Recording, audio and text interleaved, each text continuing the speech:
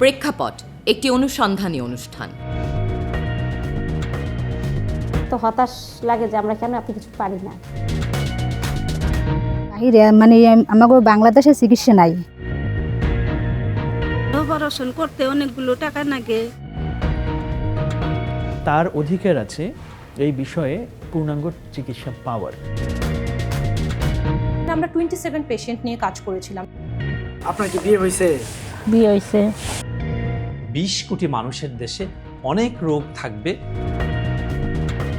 আমার অনুপস্থিতিতে আসলে গার্ডিয়ানটা ওদের থাকবে না, এটাই সবচেয়ে ভয় আসে। এবারের বিষয় বিরল রোগের নীরব মহামারী।